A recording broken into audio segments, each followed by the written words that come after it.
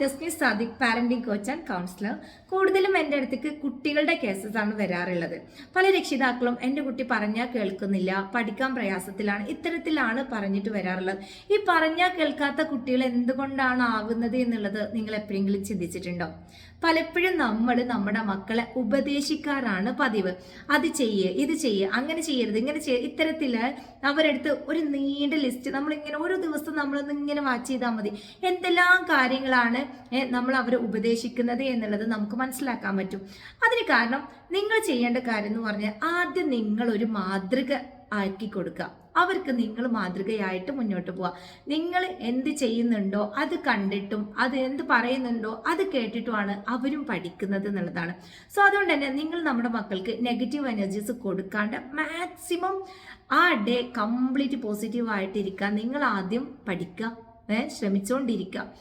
എന്നിട്ട് നിങ്ങൾ എന്ത് ചെയ്യുക? നിങ്ങൾ അവർക്ക് മാതൃക കാണിച്ചു കൊടുക്കുക. നിങ്ങൾ അവരിൽ വരുത്തേണ്ട മാറ്റങ്ങൾ ആദ്യം നിങ്ങളിൽ മാറ്റം വരുത്തിയിട്ടുണ്ടോ എന്നുള്ളത് ചെക്ക് ചെയ്തിട്ട് അപ്പോൾ പിന്നെ നിങ്ങൾ മാറിയിട്ട് അവരടുത്ത് പറയുമ്പോൾ ഓട്ടോമാറ്റിക്കലി ചേഞ്ചസ് അവരിൽ വന്നോളൂ എന്നുള്ളതാണ്.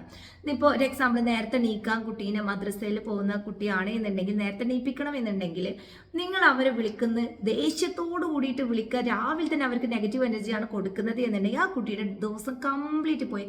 പിന്നെ നിങ്ങൾ എന്ത് ഉപദേശിച്ചിട്ടും കാര്യം ഉണ്ടാവില്ല.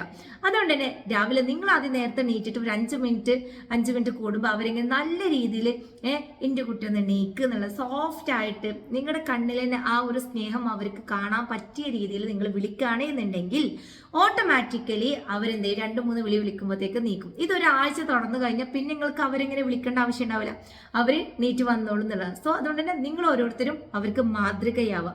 എന്നിട്ട് എന്ത് ചെയ്യുക? നിങ്ങളെ കണ്ട് അവർ പഠിക്കട്ടെ. ഓക്കെ, എന്നിട്ട് ഉപദേശിക്കുക. അല്ലാണ്ട് നമ്മൾ ഉപദേശിച്ച് കൊല്ലരുത്. ഉപദേശം തന്നെ നിർത്തിക്കോളാം. നിങ്ങളെ കണ്ടിട്ട് അവർ പഠിക്കട്ടെ. നിങ്ങൾ അവരുടെ റോൾ മോഡൽ ആവുക. Okay, thank